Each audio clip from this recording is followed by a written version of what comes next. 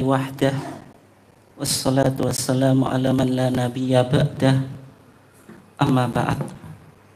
Yang saya hormati Ketua PCA Sumberjo dan seluruh bapak ibu-ibu sekalian dari grogi dari berbagai ranting yang ada di PCA Sumberjo. Demikian juga Ibu Wakil Direktur Rumah Sakit Muhammadiyah Sumberjo.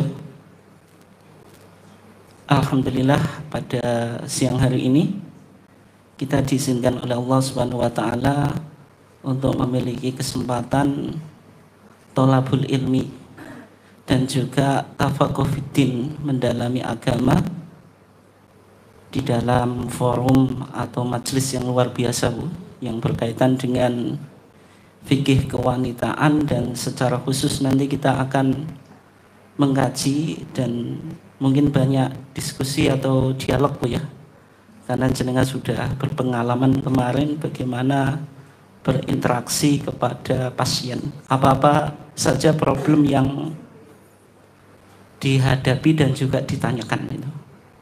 Jadi lebih banyak apa? Tanya jawab saja, ya.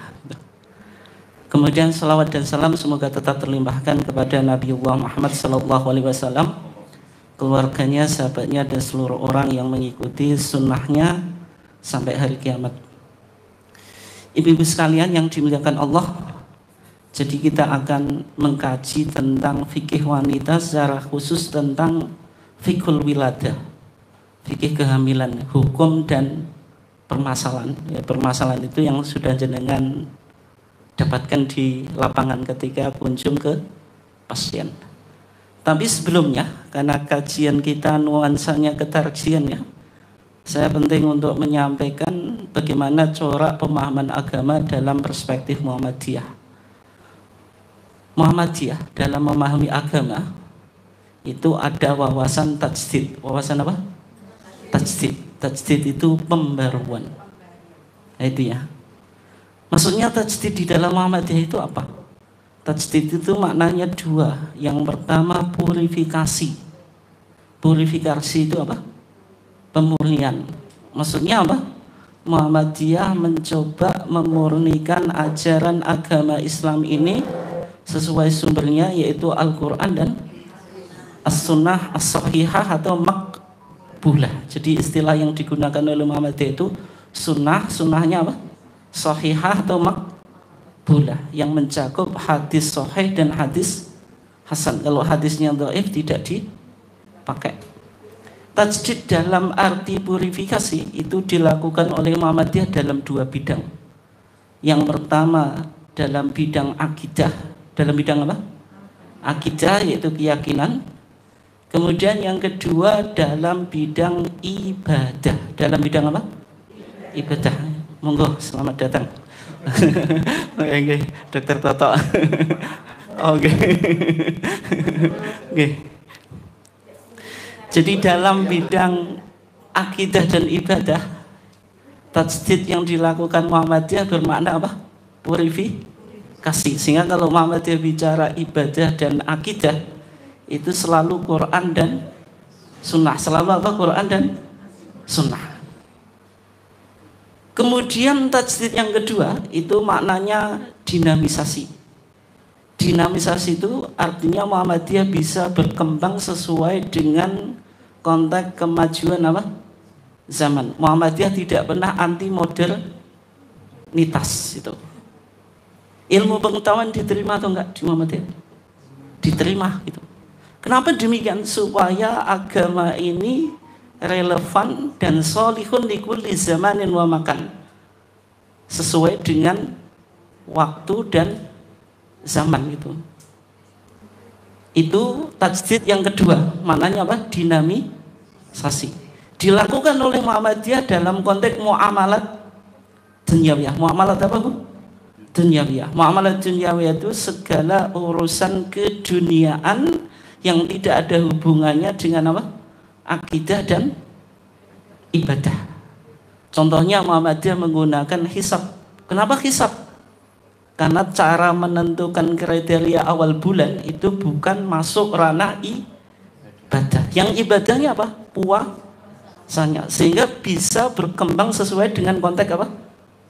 Zaman. Tapi kalau puasanya nggak boleh berubah. Misalnya kajian riset yang terkini, puasa itu menjadikan manusia tidak produktif. Kalau gitu waktu puasa perlu untuk dikaji ulang, sehingga waktu puasa dari apa terbitnya fajar sampai terbenamnya matahari dikaji ulang, sehingga kesimpulannya apa? Dari terbenamnya matahari sampai apa Bu? Terbitnya fajar, sehingga jenengan bisa puasa sambil apa? Tiduran. Jadi bangun-bangun sudah apa? Sudah berbuka. Boleh atau enggak? Enggak boleh, karena nas Quran menjelaskan kalau puasa itu harus dilakukan minal fajri tsumma atimus siyama ilal lail gitu. Dan sehingga Muhammadiyah ini memiliki dua sayap. Yang pertama sayap salafi atau tajdid salafi. Salafi itu maksudnya kembali pada Quran dan sunnah. Tapi bukan kelompok salafi yang sekarang ramai itu ya, yang mengkritik Ustadz Muhammadiyah, yaitu Ustadz apa? Adi Hidayat. Musik mutlak haram. Jenengan suka musik Bu? Waduh, ini Bu, saya rata-rata penggemar apa? Musik. Kalau haram gimana Bu? Kehidupan jenengan lah jadi sepi Bu ya. Kehidupan tidak bermakna dan sepi tanpa apa? Tanpa apa Bu? Saya nggak bilang, mancing saja. Jenengan yang bilang. Sekarang karena musik itu sudah menjadi lifestyle, gaya kehidup, betul atau enggak? Tapi sama Ustadz Salafi diharamkan, sehingga Ustadz Hidayat itu disebut apa? Ustadz Syubhat. Ustadz Syubhat itu apa Bu? Ustadz yang remeng-remeng. Remeng-remeng itu perlu didengerin atau enggak? Enggak perlu didengerin itu. Tapi jenengan suka Ustadz Hidayat? Wah, pembela penggemarnya ini. Oke. Itu ya. Dalam konteks ibadah tadi dan juga akidah, tajdid itu maknanya purifikasi. Dan ini kaitannya dengan akidah Muhammadiyah, Bapak dan Ibu sekalian dimuliakan. Bapak ada bapaknya enggak apa-apa. Soalnya Swiss kapil Ibu. Enggak pernah ibu-ibu saja gitu. Ibu sekalian yang dimuliakan Allah, ada bapaknya sehingga memudahkan saya gitu. Dan juga menjadikan saya enggak grogi gitu. Itu ya. Kaitannya dengan ibadah dan akidah itu Muhammadiyah anti apa yang disebut TBCS. T-nya apa? Takhayul, yaitu khayalan, kesialan. Angka 13, angka keberuntungan atau enggak Bu? Hoki atau enggak? Oh hoki. Tapi saya dengar angka 13 itu angka sial. Kalau jenengan ke hotel itu enggak ada kamar 13. Naik pesawat enggak ada kursi 13. Tapi pimpinan Muhammadiyah berapa Bu? Berarti Muhammadiyah suka sial loh. Berarti itu mitos, khayalan atau fakta? Mitos. Muhammadiyah meskipun pimpinannya 13 semakin apa Bu? Semakin jaya gitu. Berarti nggak ada istilah angka sial 13. Bid'ah menambah-nambahi dalam ibadah, melakukan inovasi. Khurafat yaitu mitos atau cerita mistik. Misalnya kalau masyarakat yang hidup di laut, samping laut selatan, ada mitos apa Bu? Nyi Roro Kidul. Yang dilakukan apa? Larung laut. Kok hafal Bu jenengan? Larung laut itu apa Bu? Bikin sesajen dari hasil bumi, kemudian plus apa? Yang paling penting kepala kerbau. Itu nanti dihanyutkan ke laut. Kalau sudah demikian, yang terjadi apa? Syirik. Sehingga Muhammadiyah anti TBC. Ini penting ya untuk nanti melihat bagaimana pengalaman jenengan yang ada kaitannya dengan permasalahan apa seputar kehamilan.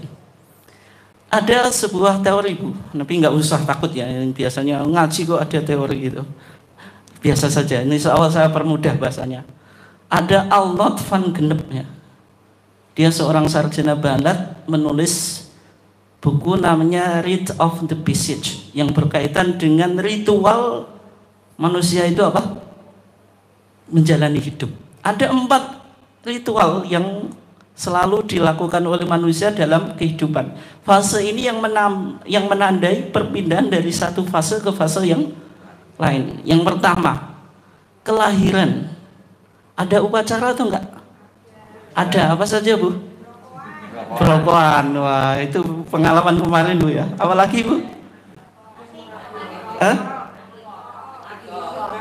Akikoh. Terus apa lagi? Tingkepan. Apa lagi, Bu? Selapanan. Ini sekedar hafal atau pelaku ini? Ya. Kemudian menginjak usia dewasa. Ada apa? Ada sunatan itu. Apalagi? Ya itulah sunatan itu. Kemudian pernikahan, jelas. Ada apa? Pernikahan. Kemudian kematian. 4 fase ini yang selalu dianggap sakral dalam kehidupan apa? Manusia. Dan menunjukkan perpindahan dari satu fase ke fase yang lain. Jadi kelahiran, dewasa, pernikahan, dan kematian gitu. Nah sekarang Bapak dan Ibu sekalian dimuliakan Allah, ada beberapa mitos yang berkembang ya seputar kelahiran dan kehamilan. Ada mitos non agama atau non religi, ada mitos Islam Jawa gitu. Ini kita bahas cepat saja. Yang mitos non religi, misalnya kalau wanita hamil itu nggak boleh, mohon maaf ini, hubungan seksual dengan suami. Mitos atau enggak? Nah, ini nanti kajiannya berkaitan dengan ilmu kedokteran ini kan, gitu. Misalnya nggak boleh minum kopi, betul atau enggak?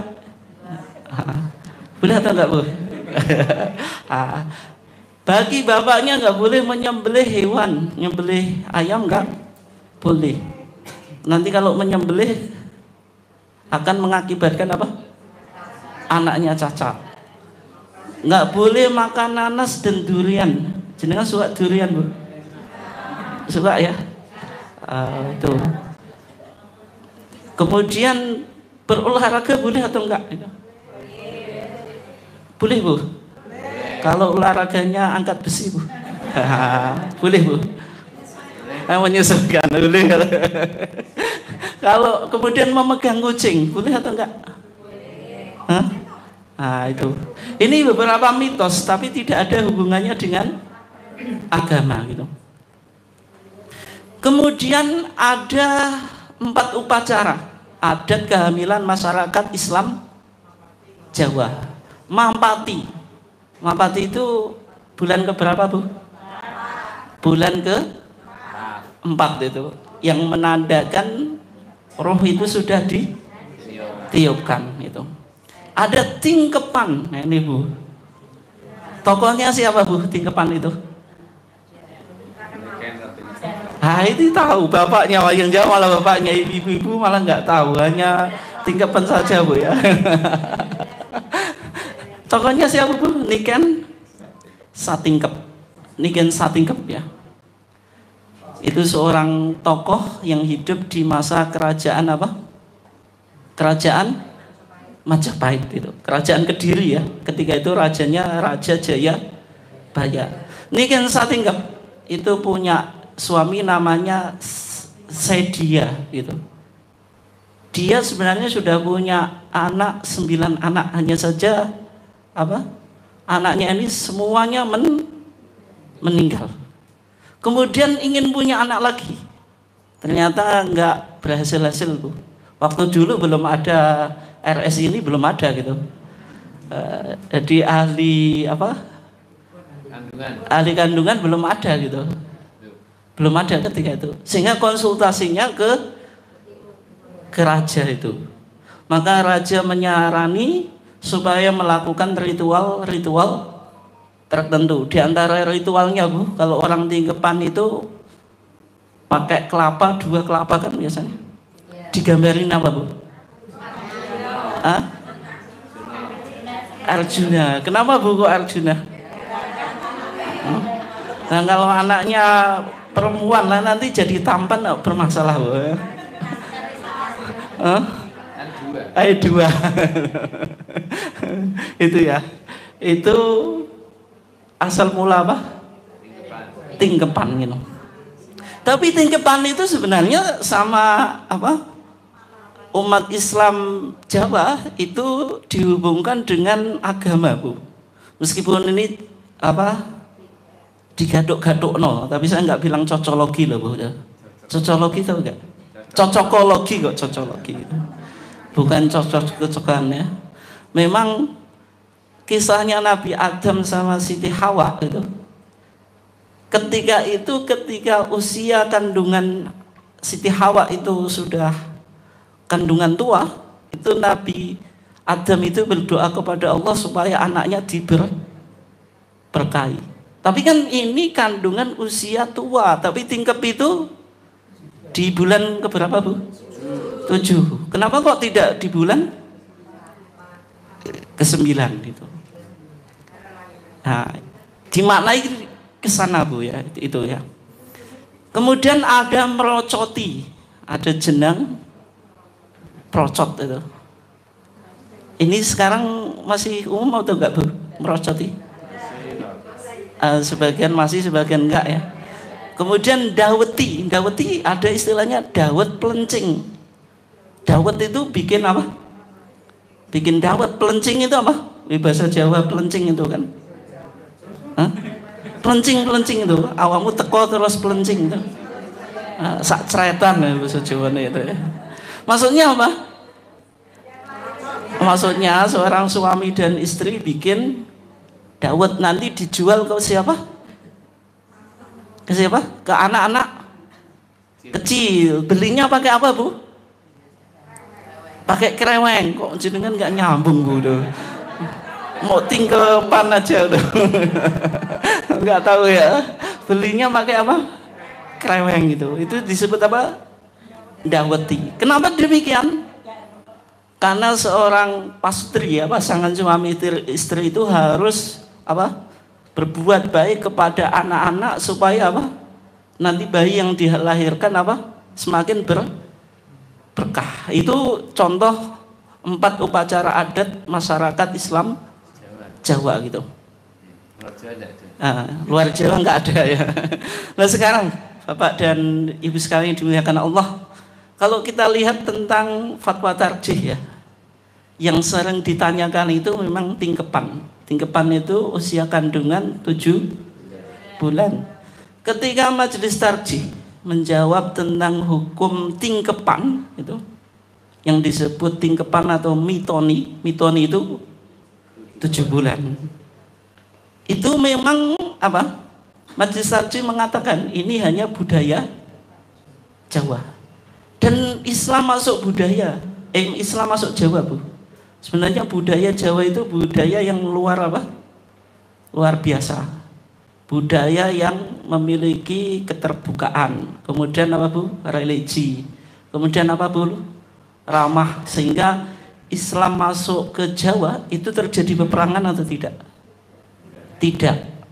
Maka Islam itu bisa bergabung dengan budaya apa? Jawa. Ini yang disebut apa, Bu? Akulturasi, bukan asimilasi. Kalau asimilasi itu budaya baru datang kemudian menggerus budaya yang sudah ada. Tapi Islam di Jawa itu, Islam masuk ke Jawa sama masyarakat Jawa apa? Diterima sehingga membentuk budaya baru yang campuran dari 2 budaya itu disebut apa? Akulturasi, mohon maaf, akulturasi itu. Beda dengan Islam yang di Timur Tengah itu terjadi apa? Peperangan dulu. Kalau di Indonesia kan tidak. Tapi nilai negatif dari itu terjadi apa yang disebut dengan sinkretisme. Sinkretisme itu apa? 2 kebenaran dianggap sama-sama apa?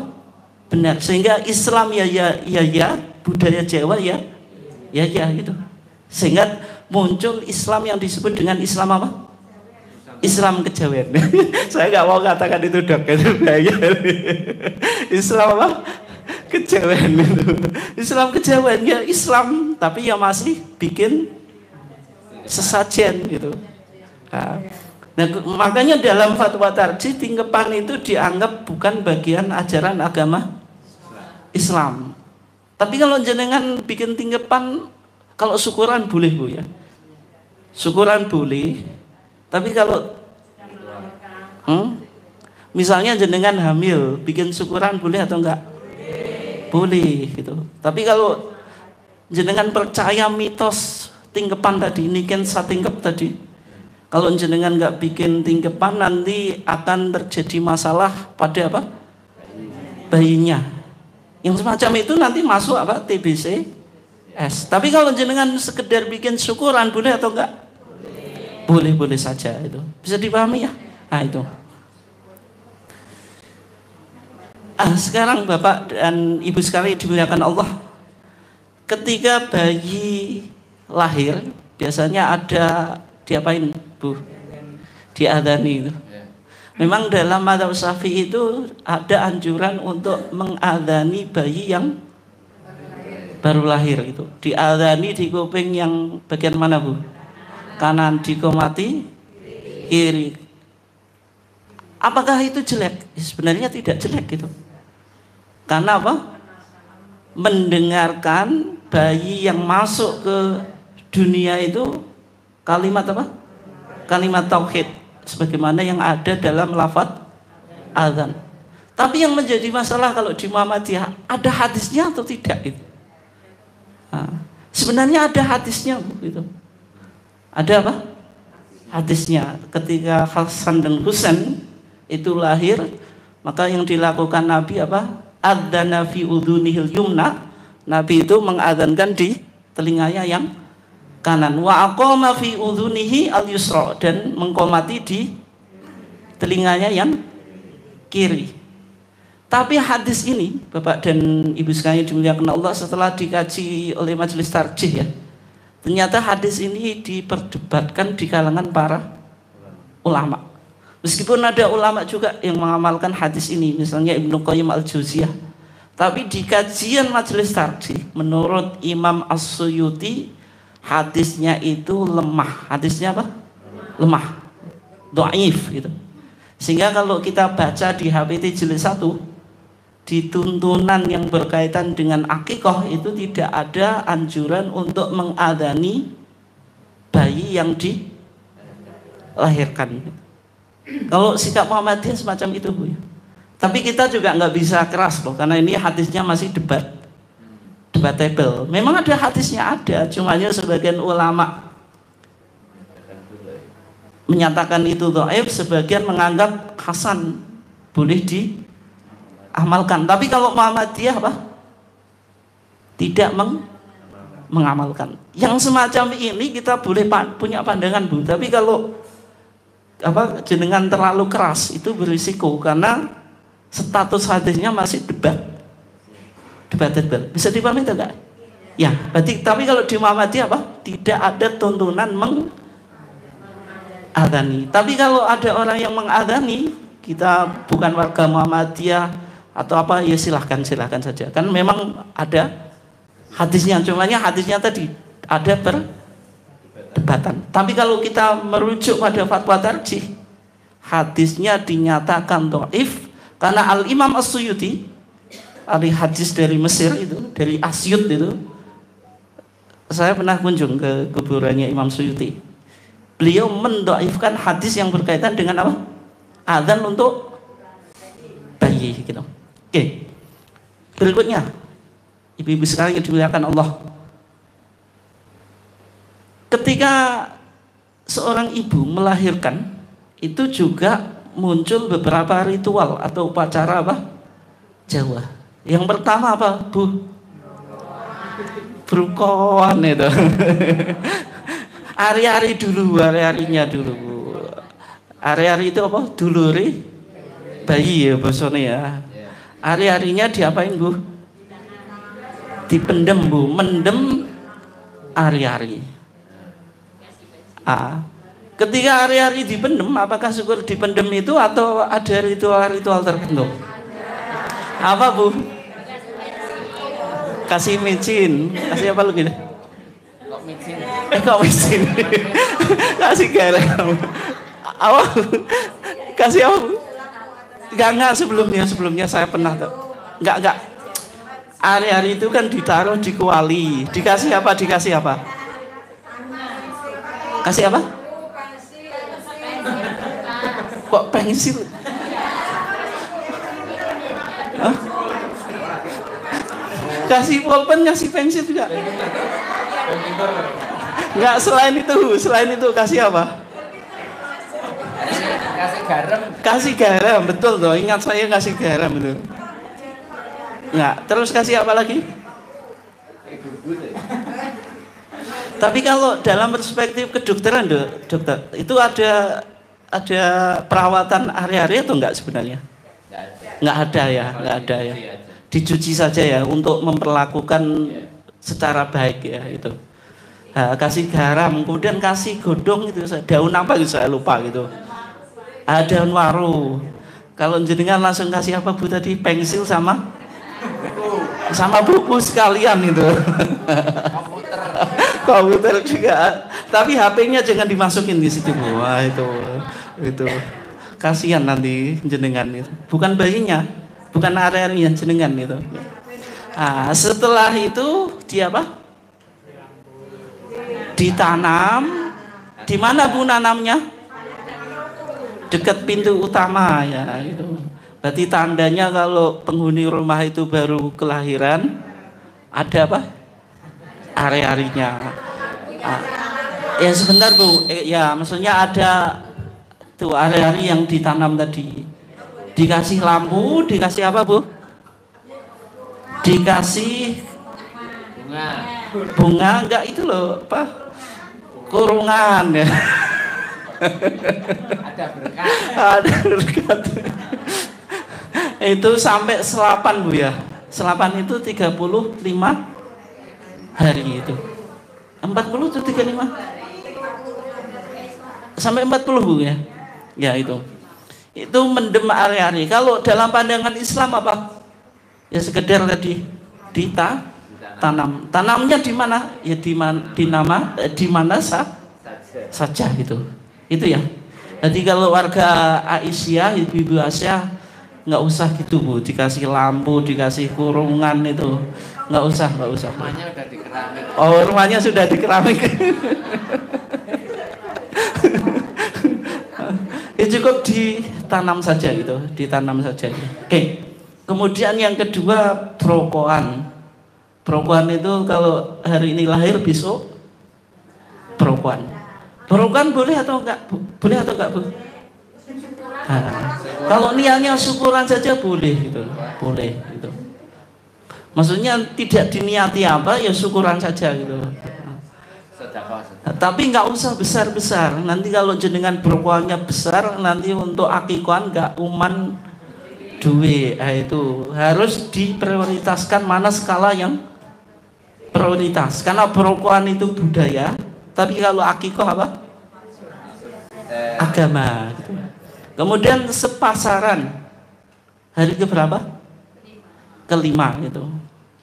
Sekarang masih marak atau enggak Bu ini yang sepasaran? Masih ya. Kemudian puputan yaitu tuh pupak pusar ketika tali pusar itu sudah lepas itu. Kemudian ada selapanan dan juga ada jagongan bayi. Jagongan bayi itu nuruni bayi. Siapa yang suruh nuruni? Orang-orang yang pengalaman, orang yang tua. Tapi kalau jenengan jagongan malam-malam itu biasanya dijagongnya atau enggak Bu? Oh enggak ya, berarti enggak punya keluarga. Ya kalau dijagongi biasa saja enggak apa-apa. Tapi kalau yang jagongi itu misalnya dicari sesepuhnya siapa gitu. Sehingga bisa melakukan ritual-ritual tertentu atau keyakinan-keyakinan tertentu itu yang tidak boleh kan kayaknya. Selanjutnya ketika wanita itu melahirkan mengeluarkan apa Bu? Darah itu disebut darah apa? Darah nifas. Darah nifas itu dari kata nafsun. Nafsun itu apa? Jiwa. Maksudnya seorang wanita melahirkan anak itu kan punya jiwa itu. Jadi darah yang keluar setelah seorang ibu melahirkan anak disebut darah nifas. Wanita itu punya 3 apa Bu? Darah. Yang pertama damul haid, darah haid atau menstruasi, yaitu darah yang umum dikeluarkan oleh seorang wanita ketika ia masih usia subur, belum masuk usia menopause ya itu, dan menandakan kesuburan seorang apa? Wanita itu. Kemudian yang kedua yaitu darah nifas yang keluar apa? Setelah melahirkan. Kemudian ada damul istihadah, darah apa? Istihadah, yaitu darah yang keluar di luar waktu haid atau waktu nifas itu. Misalnya jenengan biasanya haidnya 7 hari atau 6 hari, berarti kalau melebihi itu disebut apa? Darah istihadah. Kalau istihadah itu katohirah, sebagaimana wanita yang suci tetap melakukan apa? Sholat, tapi sebelum sholat itunya dibersihkan kemudian wudhu gitu. Itu ya. Berarti hukumnya sama dengan wanita yang suci meskipun darahnya apa? Keluar. Oke, kita bahas darah nifas. Nifas itu maksimal dan minimalnya berapa Bu? Itu jawab Bu yang keras tadi, saya dengar dikit. 60 ya, oke, terus 40. Ini 2 mazhab berarti jenengan. Yang pertama mazhab 40, yang kedua mazhab 60 itu maksimal ya. Kalau minimal 1 hari, 1 minggu, 1 bulan, 1 tahun itu ya. Jadi darah nifas itu maksimal tidak terbatas itu. Lahbotun misalnya sak ceretan, setelah itu sudah nggak keluar darahnya itu. Sak ceretan tahu? Sak ceritan, ceretan, cerita, ceret ya. Saudara sidik ya itu. Itu minimal meskipun ini mungkin jarang terjadi gitu ya. Maksimal berapa? Maksimal itu 40 hari. Maksimal berapa? 40 hari. Dasarnya hadis Ummu Salamah. Dasarnya hadisnya siapa Bu? Ummu Salamah. Kata Ummu Salamah, kanatin nufasa tajlisu ala ahdi Rasulillah sallallahu alaihi wasallam arba'ina yauman. Para wanita yang nifas itu duduk. Maksudnya duduk itu tidak melakukan apa Bu? Sholat, tidak berpuasa di masa Nabi arba'ina yauman, 40 hari. Berarti maksimal nifas itu 40 hari itu. Bisa dipahami Bu ya? Maksimal. Tapi kalau misalnya wanita melahirkan 20 hari sudah kering Bu, melakukan sholat atau enggak? Iya. Soalnya saya banyak cerita atau dengar gitu. Kalau wanita itu habis melahirkan, dia nggak sholat selama 40 hari. Padahal itu maksimal. Kalau misalnya 20 hari sudah tidak keluar darah, ya berarti dihukumi suci. 25 sudah nggak keluar, berarti ya suci. Itu. Sampai apa? 40 hari. Tapi yang menjadi masalah bagaimana kalau 40 hari masih keluar? Ini ada 2 pandangan Bu ya. Kalau menurut mazhab Syafi'i, mazhab apa? Syafi'i sebagaimana yang dipahami oleh masyarakat di Indonesia, itu kalau lebih dari 40 masih keluar darah, itu masih dianggap darah nifas sampai 60 hari. Menurut siapa mazhab? Syafi'i gitu. Menurut mazhab Syafi'i. Sehingga kalau di masyarakat itu ya kalau 40 masih mengeluarkan darah, tetap dianggap darah nifas sampai 60 hari. Kalau lebih dari 60 hari berarti darah istihadah. Tapi kalau pandangan majelis tarjih Bu, dan juga banyak ulama ya, merojihkan dari hadis Ummu Salamah ini, kalau di zaman Nabi itu ya hanya 40. Tapi dalam penelitian Imam Syafi'i itu, Di Imam Syafi'i itu Bu, untuk mengkaji hukum itu melakukan penelitian. Termasuk katanya ini, entah betul atau enggak, Imam Syafi'i itu nikah dengan beberapa wanita demi untuk mendapatkan apa? Informasi tentang seputar darah wanita, ya, termasuk 3 tadi. Itu di zaman dulu. Kalau zaman sekarang kita tidak harus apa? Nikah. Cukup berarti tidak harus nikah dalam melakukan penelitian gitu kan, cukup apa melakukan kajian dan seterusnya gitu dan seterusnya Bu ya. Itu termasuk saya dulu ketika mengkaji itu Bu, ibu saya yang saya interview gitu, saya tanya ya, kalau yang lainnya kan nggak berani saya sebenarnya darah wanita itu bagaimana gitu, maksudnya ingin pengalaman wanita itu bagaimana, kan nggak cukup kita apa baca di buku gitu ya. Berarti 40 hari. Tapi Imam Syafi'i memiliki kesimpulan apa? 60 hari. Yang 60 ini penelitian Imam Syafi'i, tapi tidak ada apa? Dalilnya. Tidak ada apa? Dalilnya. Sehingga kalau kita di Muhammadiyah kita kuatkan sebagaimana hadis Ummu Salamah, berarti maksimal 40 hari. Kalau lebih dari itu dihukumi darah istihadah, berarti dengan mandi terus apa Bu? Sholat, tapi sebelum apa kalau mau sholat dibersihkan itu, terus wudhu. Kalau nggak sempat mandi, kan tadi mandi, berarti terus kalau mau sholat berikutnya dibersihkan terus wudhu kan itu. Nggak usah mandi lagi. Kalau mandi terus berarti sehari berapa Bu? Berkali-kali. 5 kali. Kalau mandi malam itu yang berat ya. Kalau mandi siang nggak apa-apa gitu. Kalau mandi malam mau sholat subuh, mau sholat apa? Isya itu ya.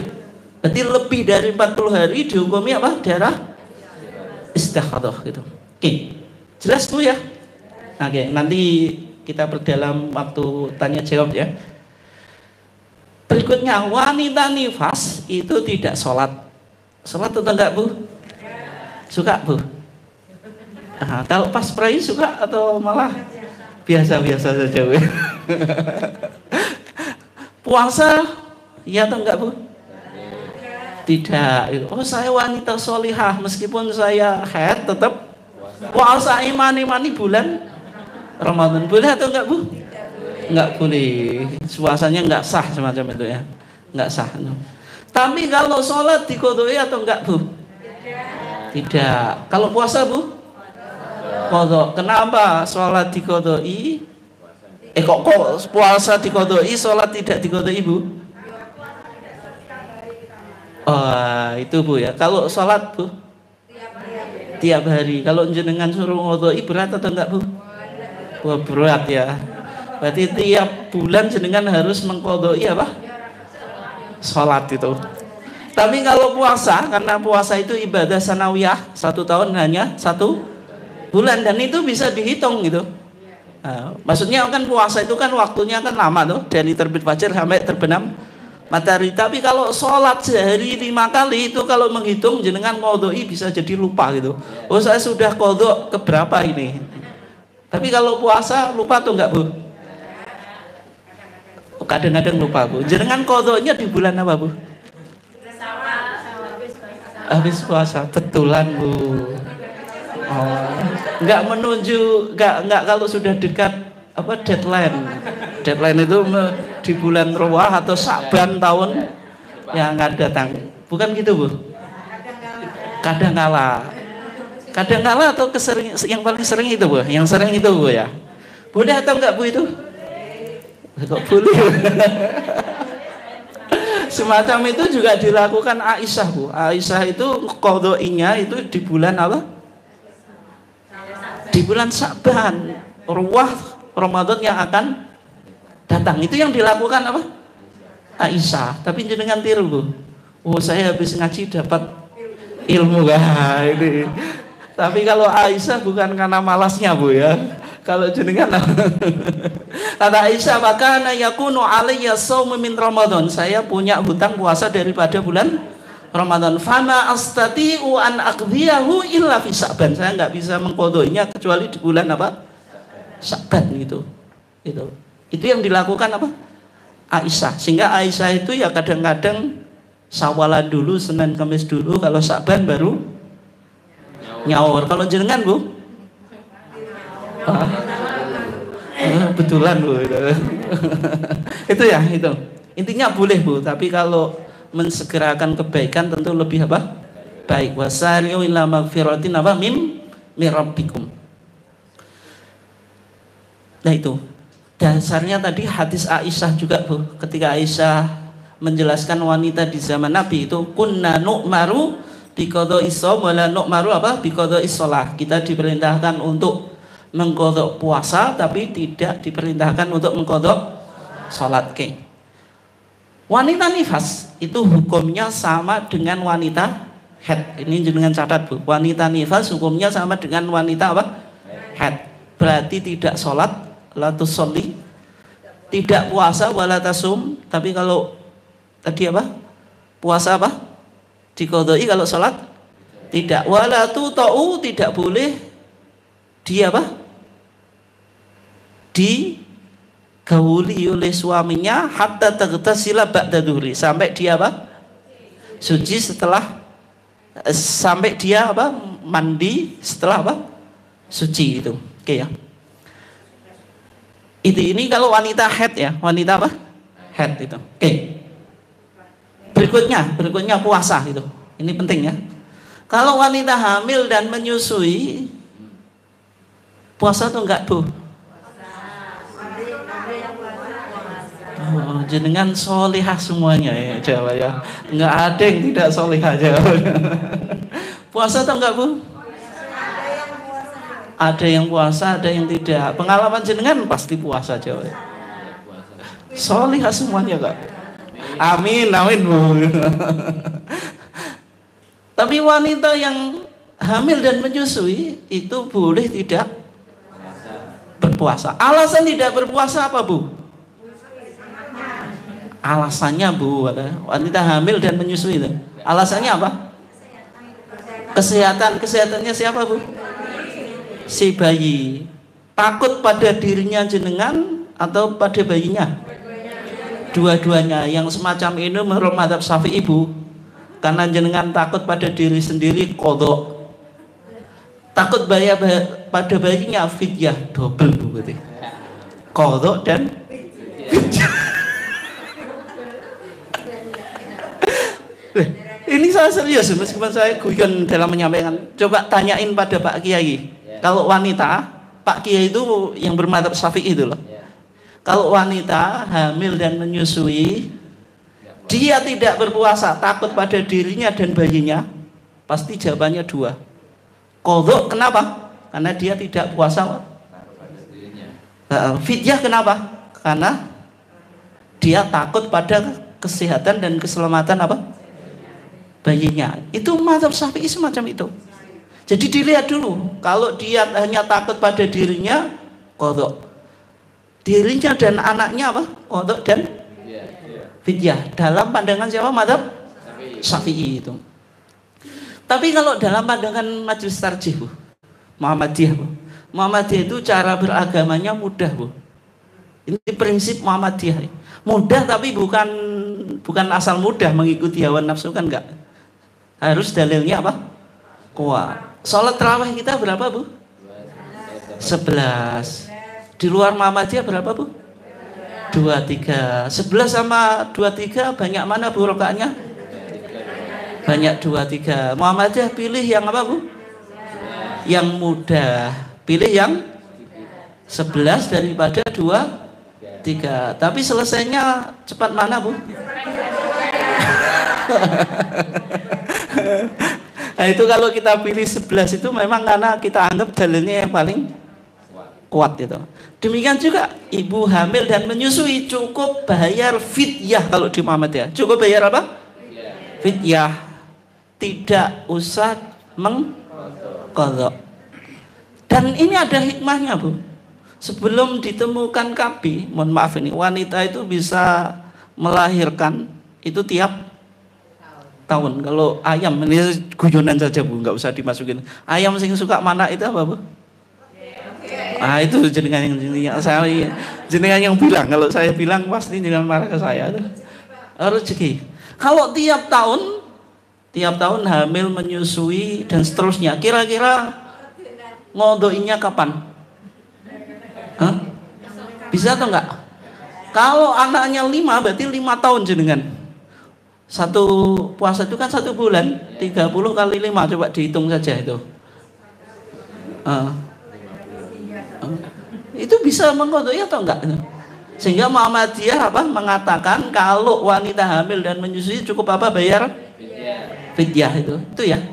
Berarti kalau kayak jenengan tadi cukup bayar fidyah.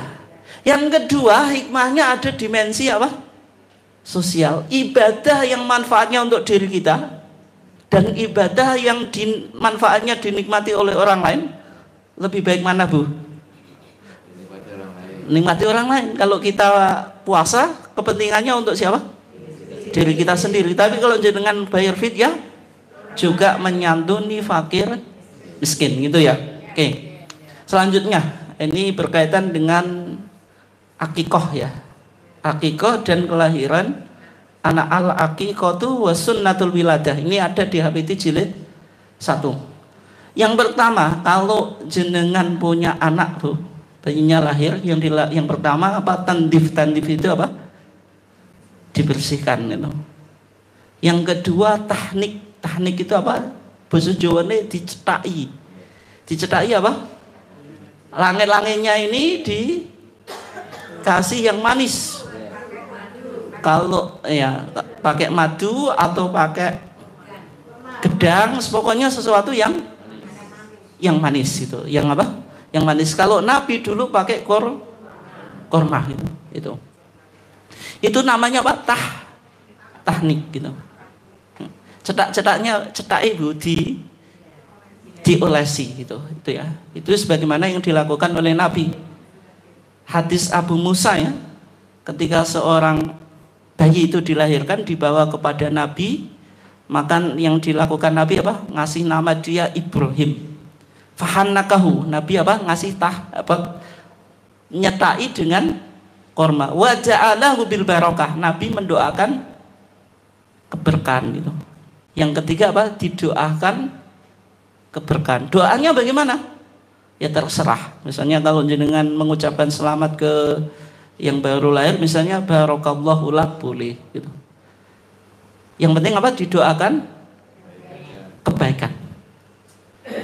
Yang dilakukan Nabi semacam itu. Tapi apakah ada kesunahan, misalnya jenengan punya bayi dipanggilkan kiai suruh mendoakan, harus semacam itu atau enggak? Enggak harus. Tapi kalau dilakukan boleh atau enggak? Boleh saja. Karena sebagian ulama memahami yang dilakukan Nabi itu kekhususannya Nabi. Memang Nabi dulu di masa hidupnya ketika ada bayi dilahirkan sama Nabi didoakan keberkahan. Tapi setelah Nabi, misalnya Abu Bakar, Umar, Utsman, Ali itu tidak pernah diundang untuk mendoakan keberkahan. Oke ya. Berikutnya memohonkan perlindungan. Ini penting, Bu. Doanya kalau bisa dihafalkan. Sebagaimana Nabi minta perlindungan dari setan kepada Al Hasan dan Husain gitu. Atau baca isti'adzah atau ta'wid. Bagaimana? A'udzu bikalimatillahi tammah min kulli syaitani wahamah wa min kulli ainil lamah. Ini jenengan sudah hafal ya? Ini doa yang biasa dibuat ruqyah, Bu. A'udzu, saya berlindung bikalimatillahi tammah, dengan kalimat-kalimat Allah yang sempurna. Wa min kulli syaitani wahama wa min kulli ainil lamah itu. Ya, itu yang dilakukan oleh Nabi ketika saat Al Hasan dan Husain lahir. Yaitu cucunya siapa, Bu? Nabi. Anaknya siapa? Ali dan Fatimah Az-Zahra itu. Oke ya. Dan ketika Nabi Isa lahir, itu juga dimintai mohon maaf, Siti Maryam, Sayyidah Maryam lahir, itu di dalam Al-Quran dikatakan wa inni samaituha Maryam Imron menamakan siapa? Anaknya itu Maryam. Wa inni u'iduha bika, dan saya memintakan perlindungan untuk Maryam kepada apa? Kepada Allah. Dari siapa? Minas syaithanir rajim, dari setan yang terkutuk, supaya bayinya aman dari gangguan apa? Setan. Ya termasuk jenengan kalau mau sama bapaknya itu Bu, kalau mau bikin bayi itu ada doanya atau enggak? Ada. Bayinya lahir didoakan atau enggak? Didoakan, karena Islam itu menganggap nikah itu apa Bu? Ibadah, kebutuhan biologis dan juga apa? Ibadah. Oke, berikutnya memberikan nama. Nah, nama itu penting. Apalah arti sebuah apa? Nama. Punya arti atau enggak Bu? Punya itu. Dan nama ini nanti tidak hanya nama di dunia, di akhirat kita juga akan dipanggil dengan siapa Bu? Dengan nama kita. Antum tud'auna yaumal qiyamah bi asma'ikum wa asma'i abaikum. Kata Nabi, kamu nanti di hari kiamat akan dipanggil dengan apa? Nama kamu dan nama apa? Bapakmu. Misalnya Ahmad bin Muhammad, ya berarti sama dengan apa Bu? Binnya. Kalau di negara Timur Tengah itu penting Bu, nama selalu ada bin bapaknya, itu dicantumkan terus. Kalau kita kan hanya nama saja itu. Jadi tidak hanya nama di dunia, tapi ini juga nanti nama di akhirat. Penting atau enggak Bu nama kita di akhirat Bu? Penting Bu, nanti jenengan dipanggil malaikat apa? Ridwan untuk masuk surga, nggak punya nama kan nggak jadi masuk surga. Canda gitu.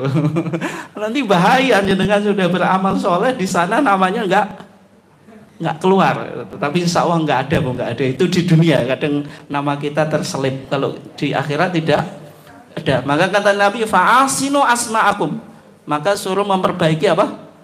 Nama. Memberikan nama itu kapan Bu? Dari kelahiran. Jenengan punya bayi, hari pertama, hari kedua, hari ketujuh, atau setelah hari ketujuh? Baru lahir. Tapi kadang-kadang baru lahir belum punya inspirasi Bu ya. Nah, kalau sekarang apa, buka internet ya, list atau daftar nama bayi. Kalau dulu beli buku gitu. Kalau nggak tahu, nggak ada internet, nggak tahu ada buku, tanya ke Pak Yai, ini maknanya sudah betul atau enggak gitu loh. Jangan-jangan namanya apa? Namanya nggak jelas itu. Syaithanir rajim, meskipun itu di Quran ada gitu. Kan nggak jelas. Disebutkan dolin itu. Dolin itu orang-orang yang sesat gitu. Munafikun itu. Saya penggemar surah Al-Munafikun. Anaknya dinamakan apa? Al-Munafikun. Ada atau enggak namanya di Quran? Ada, tapi maknanya Al-Munafikun apa? Orang-orang munafik gitu. Dinamakan as-sariq. As-sariqu was-sariqatu itu karena ada dalam ayatnya Quran. As-sariq itu apa? Pencuri gitu. Itu ya. Itu di hari keberapa? Boleh ketika lahir, kalau jenengan sudah punya apa? Nama itu. Pas perempuan Bu ya. Perempuan hari kedua tuh Bu. Atau hari ke-7 itu. Saat lahir boleh. Atau hari ke-7. Makanya kalau kita akikoan kan sudah ada apa? Namanya. Atau pas waktu akikohnya itu diumumkan siapa? Namanya gitu ya. Sebagaimana dalam hadis Samurah bin Jundub ya, Nabi bersabda, kullu gulamin, setiap anak, ini penting Bu hadisnya, murtahanun, tergade bi akikoti, dengan akikohnya. Berarti bayi itu tergade dengan akikohnya. Jenengan tebus atau enggak Bu? Pegadian menyelesaikan apa Bu? Semua. Dan menambah. Jenengan tebus atau enggak? Iya, caranya bagaimana? Dengan akikoh. Sehingga penting Bu, penting. Meskipun akikoh itu mahal Bu. Apalagi anaknya laki-laki, 2 kambing Bu. Satu kambing berapa Bu sekarang? 1.500.000-an ya? Mungkin 3 juta. Belum apa Bu? Apa nama? Ubi rampe apa? Obor rampe. Itu misalnya 5 jutaan Bu. Itu kalau anak apa? Laki-laki. Mahal. Ya sehingga penting Bu. Pentingnya apa tadi? Jenengan kalau misalnya nggak sempat melakukan syukuran yang lain, yang penting apa? Akikoh. Jangan sampai misalnya berukurannya digede Bu, akikoh duitnya wis entek gitu. Pentingnya akikoh apa tadi? Nabi bilang kullu ghulamin murtahanun apa? Bi akikoti, anak itu tergade dengan akikohnya. Kayak kalau jenengan akikohi anak itu tertebus. Maksudnya apa? Kata Imam Ahmad, kalau bayi ini meninggal, apa Bu? Dia bisa ngasih syafaat. Tapi kalau jenengan nggak akikoi, berarti dia tidak ngasih syafaat. Itu menurut penafsiran Imam Ahmad. Imam yang lain bilang Bu, maksudnya ini menunjukkan kalau akikah itu betul-betul penting. Anak kita tergoda dari gangguan setan, itu sebab apa Bu? Di antara sebabnya apa? Diakikoi tadi. Mungkin jenengan anaknya nakal, itu karena di antara faktornya apa? Enggak diakikoi itu. Bagaimana kalau diruat? Itu. Itu enggak ada dalilnya. Kemudian kalau pendowo itu apa? Laki-laki 5 itu kan harus diruat itu. Itu meskipun ada ruatan Islami, itu ya ruatan Bu, Islaminya itu tambahan sendiri ya, itu ramai di radio-radio itu loh Bu ya. Oke ya. Berikutnya rambutnya dicukur. Sebagaimana hadis Ibnu Umar, Nabi itu melihat sobiyan qad khuliqa ba'du sya'ri ra'si wa turiqa ba'duhu. Tapi kalau nyukur Bu, itu jangan hanya separuh saja, separuh cukur, separuh tidak, semuanya gitu. Dan itu memperkuat rambut bayi itu. Saya nggak tahu kalau tinjauan kedokteran mungkin bisa menjelaskan lebih dalam manfaat apa bayi dicukur rambutnya gitu. Jadi nyukurnya tidak hanya separuh gitu, misalnya separuh dicukur, separuh tidak, semuanya gitu loh, semuanya ya. Gitu. Sebagaimana hadis Ibnu Umar. Kalau tidak cukur bagaimana? Ini sunnah Bu, sunnah saja. Kalau tidak dicukur ya tidak berdosa. Tapi ada manfaatnya. Mungkin dari segi higienis, kemudian dan yang lainnya ya. Kemudian memperkuat tumbuhnya rambut dan seterusnya. Kemudian akikoh. Akikoh ini hari yang ke-7.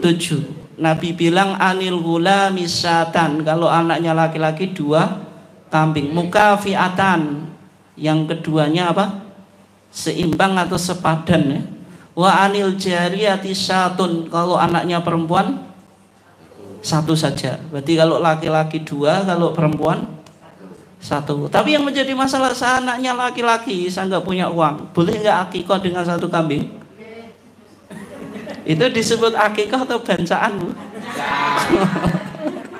Enggak, akikah juga Bu, akikah. Sebagaimana Hasan Husain sama Nabi itu hanya diakui kapsan 1 kambing 1 kambing. Makanya menurut mazhab Maliki, akikah untuk apa? Untuk laki-laki itu hanya 1. Tapi mazhab Syafi'i apa Bu? 2. Sehingga kalau anaknya laki-laki 1 kambing atau 2 kambing? Perdebatan tadi. Kalau mazhab Syafi'i apa? 2 kambing. Tapi kalau modalnya nggak ada, boleh 1, dan itu masih disebut apa Bu? Akikah, sebagaimana yang dilakukan oleh Nabi ketika lahir Hasan dan Husain, hanya 1 kambing 1 kambing gitu. Tidak 4 kambing. Tapi yang sunnah berapa? 2. Karena ini yang disabdakan oleh Nabi, meskipun yang dilakukan Nabi hanya 1. Antara nanti Nabi terlalu berat Bu. Kalau perbuatan sama ucapan kuat mana Bu? Kuat ucapan. Sehingga kita kalau punya modalnya banyak ya 2. Tapi kalau nggak modalnya pas-pasan, laki-laki 1 boleh gitu. Yang menjadi perdebatan Bu, ini penting Bu. Akikah itu apakah harus hari ke-7? Ke-7. Kalau sudah meninggal diakikahi atau enggak Bu? Apalagi sekarang mau korban Bu. Jangan korban dulu sebelum apa? Akikah. Berarti sudah tua-tua apa? Akikah.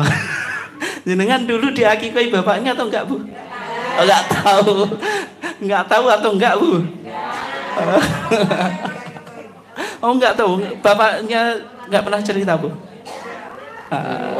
Akikah itu setahu saya Bu, itu hanya, tapi saya lebih tua jenengan Bu. Saya enggak tahu sebelumnya. Masa kecil saya itu akikah itu belum populer Bu. Akikah itu populer kan tahun 2000-an ke atas itu kan gitu. Itu baru apa? Populer gitu. Ya, lebih populer ruatan itu. Disiarkan di radio juga gitu. Ruatan massal, ruatan Islami apa? Massal itu. Oke. Di dalam masyarakat, saya jelaskan ya, sebagaimana pandangan mazhab Syafi'i.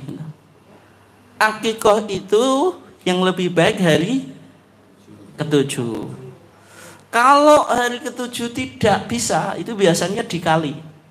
Berarti enggak ke 15 atau 7, 14 terus 2, 1. Setelah itu terserah sampai mampu, sampai anak itu balik. Ketika anak itu balik, bapaknya atau ibunya mengakikahi atau enggak? Enggak, karena balik itu sudah bisa mencari apa? Uang sendiri. Kalau dia mau mengakikahi diri sendiri, itu dalam pandangan mazhab Syafi'i. Tapi sebentar Bu, jadi nggak suka wali nggak, saya Syafi'i itu untuk orang di masyarakat itu pemahamannya semacam ini Bu. Nanti kita kembali ke tarjih ya, itu ya. Itu sehingga kalau di masyarakat kadang-kadang sudah ada orang dewasa di akikoi. Misalnya jenengan ini hanya wajah-wajahnya jenengan itu enggak diakikoi oleh orang tua. Betul atau enggak? Meskipun jenengan enggak ngaku gitu. Makanya pulang beli kambing Bu ya. Pulang dari sini beli kambing ya. Enggak, pulang dari sini beli kambing ya nanti. Buat akikoh. Tapi itu enggak sah kecuali ada satu syaratnya Bu, saya diundang gitu. Kalau saya enggak diundang ya enggak sah Bu. Itu ya. Tapi itu hadisnya dhaif. Akon Nabi sallallahu alaihi wasallam ba'da ma bu'itha. Ada hadis yang menjelaskan Nabi itu mengakikoi dirinya setelah ia diangkat menjadi Nabi. Usia berapa? 40. Tapi hadisnya itu dhaif. Bahkan sebagian ulama bilang maudhu'. Dhaif itu lemah, maudhu' itu apa? Palsu. Kenapa? Ya, secara logika saja Bu. Akikah itu kewajibannya apa? Orang tua. Kan bukan bayinya gitu. Iya. Kadung apa itu Bu? Waduh itu. Terus kadung mau beli kambing Bu ya. Tapi saya nggak yakin juga Pak. Kalau beli kambing saya juga nggak diundang gitu. Daripada nggak diundang saya jelaskan saja itu. Itu ya. Itu maudhu' ya. Nah sekarang bagaimana pendapat Muhammadiyah? Pendapat Muhammadiyah dalam hadis Samurah ibn Jundub tadi, setiap anak itu terjadi dengan akikahnya tudbahu anhu yauma sabihi, yang disembelih di hari yang ke-7. Wa yusamma fi, hari ke-7 juga dikasih nama. Wa yukhlaqu ra'suhu, rambutnya juga dicukur. Berarti hari ke-7 akikah, ngasih nama, nyukur rambut. Yang menjadi pertanyaan yauma sabihi, ini hari yang ke-7 itu menunjukkan keutamaan atau waktu akikah. Maksudnya kalau keutamaan itu yang utama hari ke-7, kalau nggak bisa ya boleh di hari yang lain. Tapi kalau itu waktu akikoh berarti di luar hari yang ketujuh tidak dianggap akikoh. Nah, kalau mazhab Syafi'i tadi memahami hari yang ketujuh itu sekedar apa? Keutamaan. Tapi kalau ditarjih di Muhammadiyah ya, karena Yaumas Sabi'i ini seolah-olah memberikan pemahaman akikoh itu waktunya hari ketujuh gitu, hari ketujuh. Sehingga kalau bisa Bu, daripada terjadi perdebatan di kalangan para ulama, jenengan kalau memungkinkan ya akikohnya hari ketujuh. Bagaimana kalau utang, boleh atau enggak buat akikoh? Ya kalau ada jaminan, jenengan kan lihat dirinya sendiri gitu. Nah maksudnya jagane Bu, maksudnya kan saya bilang lihat dirinya jenengan sendiri. Kalau jenengan misalnya punya pekerjaan, punya, kalau di petani ya ada yang dijaga gitu, ya, sawah gitu loh. Itu maksudnya pinjam boleh, tapi tadi kalau jenengan melihat jenengan mampu untuk membayar. Tapi kalau kondisi ekonominya susah, malah pinjam, nanti ya repot juga gitu. Kenapa kok pinjam boleh? Menunjukkan ini Bu, supaya akikoh itu betul-betul dilakukan hari yang ke-7 gitu. Oke ya. Setelah itu bagaimana? Nah ini di fatwa tarjih Bu, kalau dihukumi tidak akikoh ya gimana ini kan itu. Sehingga majelis tarjih pandangannya apa? Yang semacam itu apakah ada nilai pahalanya? Ada.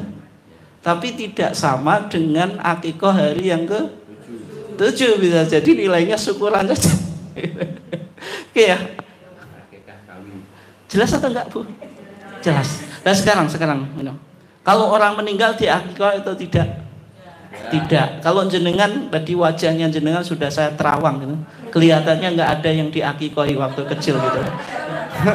Enggak terima. Positif. Nah nanti positif kata Pak Dokter, positif. Nah nanti apa korban ini jenengan niatkan korban atau akikoh? Korban Bu, meskipun dulu tidak pernah di akikoh, tetap apa? Korban gitu. Oke ya.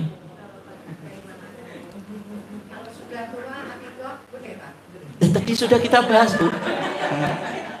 Boleh Bu, tapi jenengan nanti beli kambing terus saya diundang. Kalau saya nggak diundang nggak boleh gitu. Tadi sudah kita bahas Bu, kalau sudah tua, sudah dewasa, hadisnya itu maudhu, palsu. Hadis kalau Nabi setelah diangkat jadi Nabi usia 40 ngakikoh dirinya, itu hadisnya palsu. Sehingga kalau kita dulu nggak diakui bapak kita ya sudah gitu. Jenengan ada rezeki sekarang Bu, ya ditabung untuk korban. Apa? Boleh, korbannya boleh Bu, akikohnya tidak. Korbannya boleh. Kenapa? Jelas ya? Gimana Pak? Bu? Nilainya apanya? Enggak, akikoh itu dibebankan siapa Bu? Orang tua gitu, orang tua. Kalau korban dibebankan siapa Bu? Yang mampu. Dan korban itu tiap tahun sesuai kondisi ekonominya jenengan. Kalau mampu tiap tahun ya berarti ya korban. Tidak, kalau sebagian masyarakat di Jawa itu disyarati, aku tahu korban kok pisan. Padahal sekarang uangnya banyak itu wis tahu korban kok korban nah itu. Jadi korban itu ibadah apa? Tahunan. Kapan kita mampu ya ada anjuran untuk apa? Korban. Kalau haji berapa kali Bu? Sekali. Seumur hidup apa? Sekali. Oke. Sekarang akikoh bagi janin pasca abortus boleh atau enggak Bu? Misalnya bayinya meninggal gitu sebelum hari ke-7, diakikoh itu enggak? Enggak. Kenapa? Karena dalam hadisnya tadi kullu gulamin, setiap bayi disebut bayi itu kalau masih hidup dan dia punya roh gitu. Kalau keguguran bisa jadi baru usia kandungan 3 bulan sudah kegugur bulan. Sudah ada ruhnya? Belum. Karena di hadis Abdurrahman Abdullah ibn Mas'ud ada 3 fase dalam apa? Penciptaan manusia ya. Yang pertama nutfah sperma, kemudian alaqah darah, kemudian mudghah daging gitu. Ini tiap 40 hari, berarti 40 hari sperma, 40 hari darah, 40 hari daging. Berarti berapa tadi? 120 hari sama dengan berapa bulan, Bu? 4 bulan. Makanya ada tradisi mapati itu. Maksudnya di Islam Jawa, tapi kita enggak menemukan hadis secara khusus. Tadi kan berusaha untuk itu loh, budaya yang sudah ada di Islamkan. Tapi kalau kita di Muhammadiyah karena tidak ditemukan dalilnya, ya sudah, tidak usah kita apa tuntunannya. Ya sekarang kalau bayi keguguran itu disolati atau enggak, Bu? Oh, darah disolati. Kalau sudah berubah nyawa, Bu?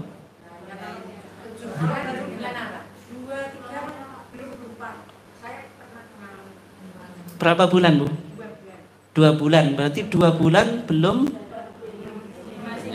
bernyawa. Terus yang punya pengalaman yang lainnya? Kalau misalnya 9 bulan, Bu, gitu. Sudah usia apa? Waktu melahirkan, keluar sudah bentuk bayi, tapi tidak bersuara, pokoknya keluar saja. Disolatnya itu enggak, Bu?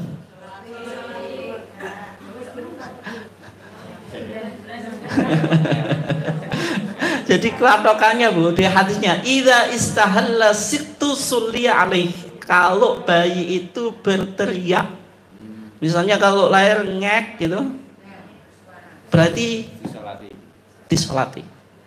Tapi kalau tidak usah gitu.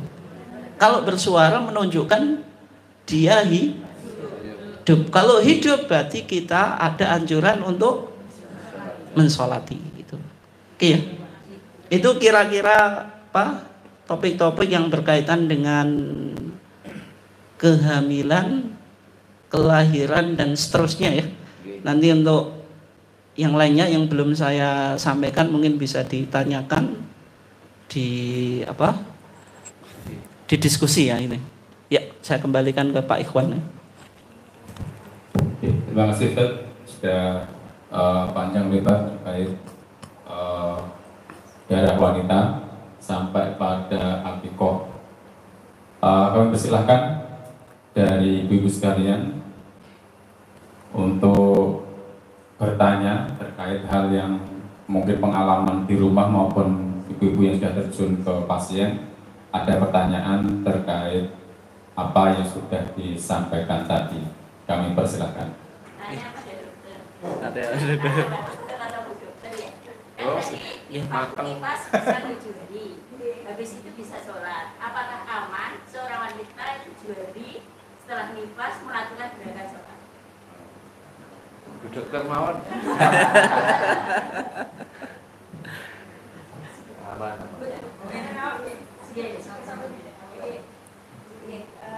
Kalau menurut pandangan klinis itu maksudnya mungkin karena ada proses melahirkan secara normal ya. Memang ketika proses melahirkan secara normal itu kan ada pembukaan dari 1 sampai 10 di mana dinding dari kakung rongga ini membuka terus tapi ini akan bisa kalau dari sini aman otot-otot yang ada kemudian biar semua ada insya Allah ini aman karena memang di situ tuh otot-ototnya itu elastis. Jadi tidak perlu mengkhawatirkan terkait dengan nggak boleh duduk di bawah, nggak apa-apa untuk yang lahiran normal maupun yang lahiran secara sesar boleh. Malah kalau yang sesar bahasanya wong Jawa praktek melungguh bisa. Kalau klinis tidak masalah.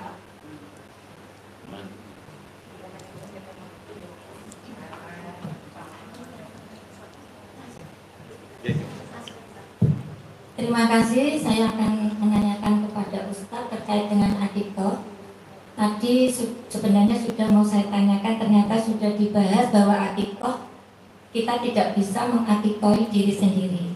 Tapi yang saya tanyakan itu Ustaz, jadi masyarakat itu kan tadi dikatakan akikoh itu tugas orang tua.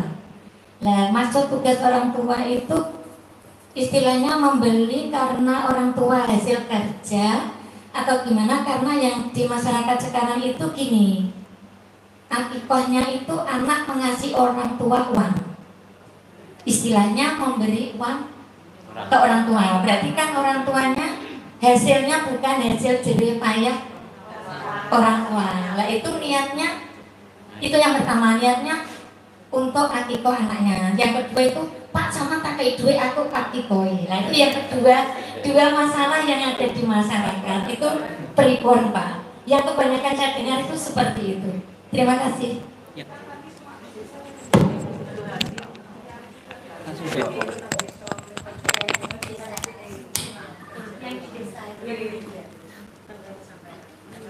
Iya. Di hadisnya Bu, hadis Samurah ibn Jundub, Nabi bersabda, kullu gulamin murtahanun bi aqiqatihi. Setiap anak itu tergade dengan akikahnya. Hadis ini ditujukan, atau kalau bahasa agamanya Bu, khitabnya yang dijadikan audien Nabi itu siapa Bu? Anak atau orang tua Bu? Ketika Nabi bilang kullu gulamin murtahanun bi aqiqati, setiap anak tergade dengan akikahnya. Nabi bicara kepada orang tua atau kepada anak Bu? Orang tua. Berarti yang dianjurkan untuk mengakikahi siapa Bu?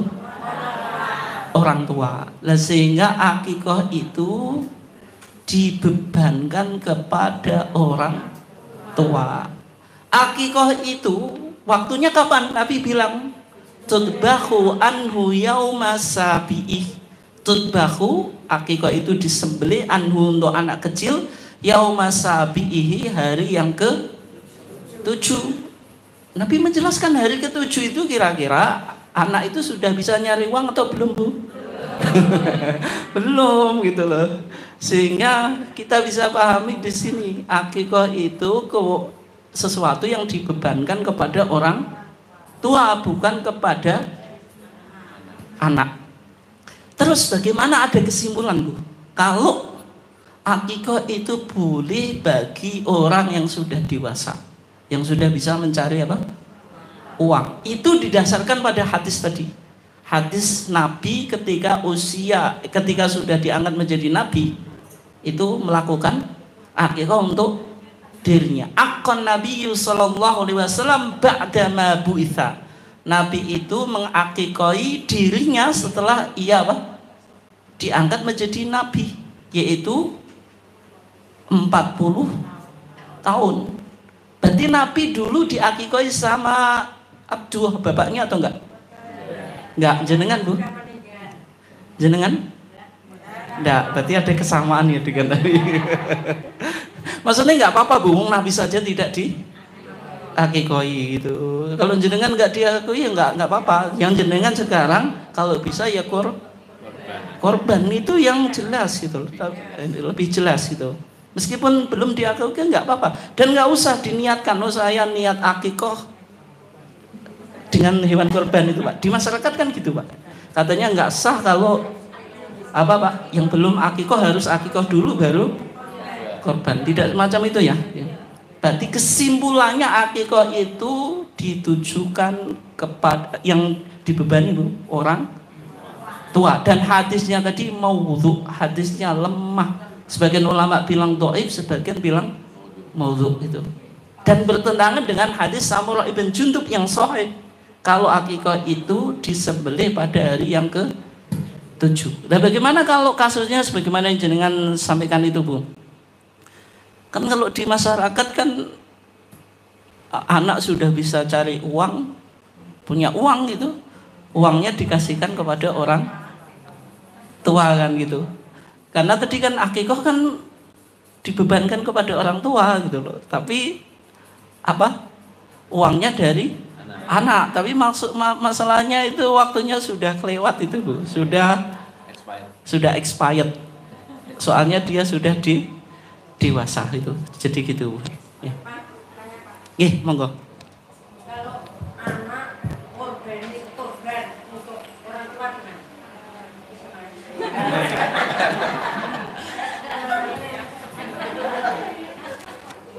Bapaknya korban. Maksudnya anaknya sudah dewasa. Ya, Orang tua sudah meninggal, dikorban gimana? ya.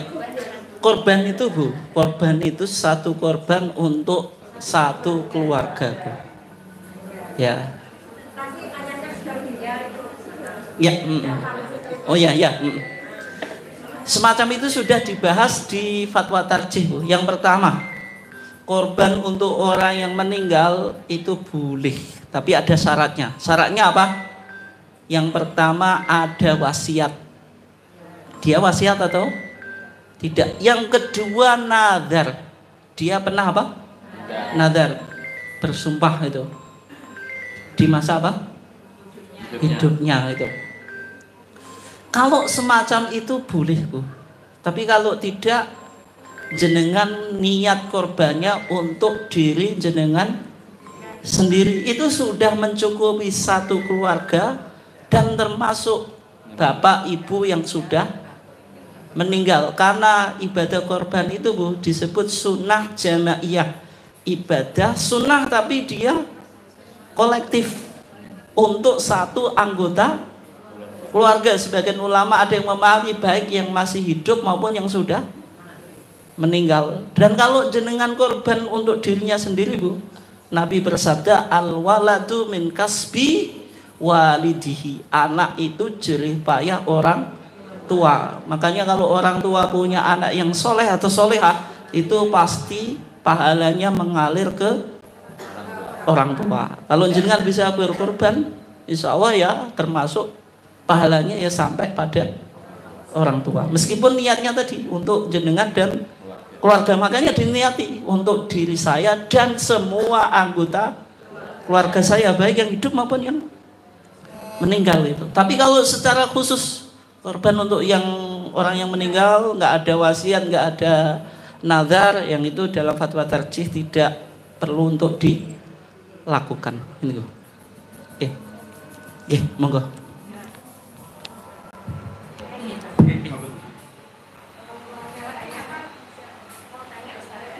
Kalau di kami kan ada pasien-pasien yang tidak saja melahirkan, ada pasien yang misalnya dengan diagnosa endometriosis, ini kok diperlukan tindakan kuret katanya. Itu setelah Kuret dijelaskan. kuret itu dikeluarkan. Ya, dibersihkan, Ya. dibersihkan rahimnya. Ketika itu kan ada perdarahan. Setelah itu tuh dianggap nifas maupun boten. Itu tidak melahirkan menika nggih. setelah keguguran ya berarti. Setelah proses tindakan menika. Tindakan kuret. Sama kadang juga ada pasien yang dengan setelah Usia kandungannya berapa? Itu. Kalau endometriosis menika tidak Penyakit itu, penyakit itu. Ya. penyakitnya. Gini, ya. Kalau keguguran ya mungkin ada usia kandungannya mungkin. Ya, saya jelaskan gini, Pak. Dalam mazhab Syafi'i, jenengan nanti bisa punya bayangan. Dalam mazhab Syafi'i, usia kandungan maksimal atau normal itu 9 bulan. Minimal itu 6 bulan. Kalau prematur itu biasanya berapa, Bu? 7 bulan, 8 bulan. Cuman ini perlu diteliti, Bu. Karena Imam Syafi'i ini kan istiqra' maknawi itu penelitian, Bu. Karena tidak ada dalil secara khusus. Di zaman Imam Syafi'i itu ada bayi yang lahir, kalau bahasa kita ya prematur itu 6 bulan. Sehingga Imam Syafi'i menyimpulkan kalau 6 bulan sudah lahir, itu berarti minimal usia bayi dalam kandungan. Tapi kalau ilmu kedokteran saya nggak tahu. Yang 6 bulan, ada nggak bayi prematur yang 6 bulan? 6 bulan. imatur kalau 6 bulan gitu. Imatur, berarti imatur baru Sebelum prematur. ya. Oh, kalau prematur usia mulai berapa bulan? 7 ya. 8 bulan. Ini hanya penelitian Imam Syafi'i lah, Bu. Bukan dalil. Kalau maksimal Imam Syafi'i, tapi ini mungkin dibantah dengan dunia medis. Ya. Imam Syafi'i bilang maksimal kelahiran itu 4 tahun, Bu. 4 tahun. 4 tahun gitu. Maksudnya? 4 tahun gitu. Berarti wanita itu bisa hamil sampai 4 tahun. Kemungkinan, ini analisa kita, Bu. Kenapa kok Imam Syafi'i menyimpulkan semacam itu? Ada orang hamil itu halusinasi, Bu. Mungkin kalau sekarang wanita kan punya permasalahan di perutnya, Bu, entah penyakit atau apa yang kayak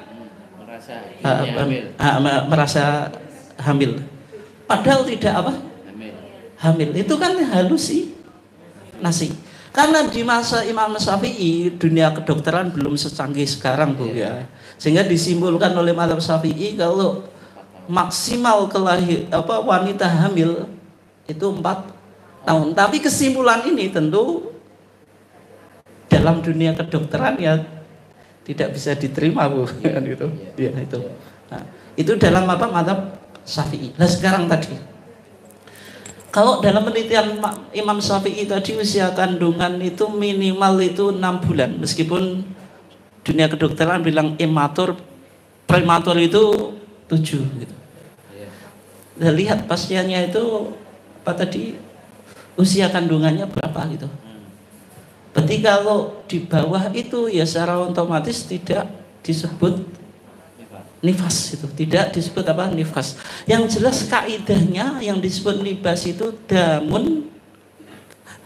darah yang keluar akibal wiladah, setelah melahirkan. Kalau itu dalam dunia kedokteran saja tidak disebut melahirkan, ya berarti darahnya bukan darah nifas. Berarti dia tetap melakukan sholat dan yang lainnya itu.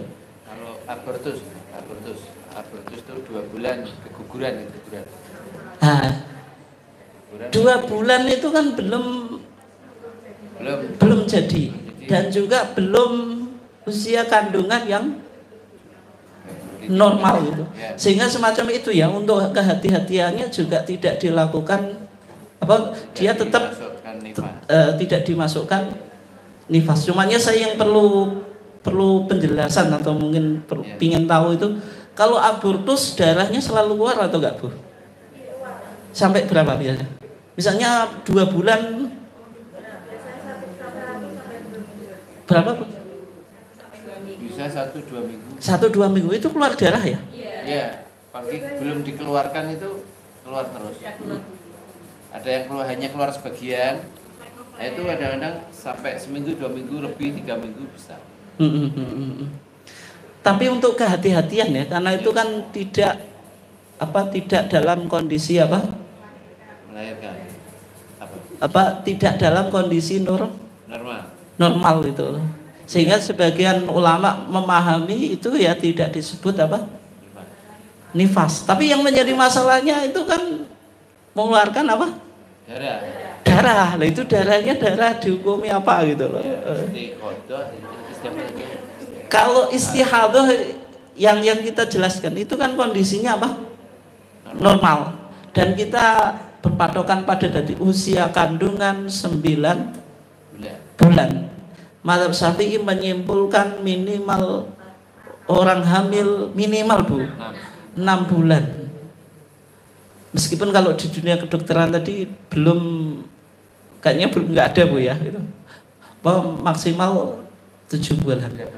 Berarti kan ini kan belum disebut kelahiran gitu. Tapi yang menjadi masalah dia mengeluarkan darah gitu. Kalau pandangan saya sementara, Bu, saya perlu untuk kajian juga ya. Karena yang semacam itu dilihat untuk kriteria disebut nifas itu kok belum masuk gitu.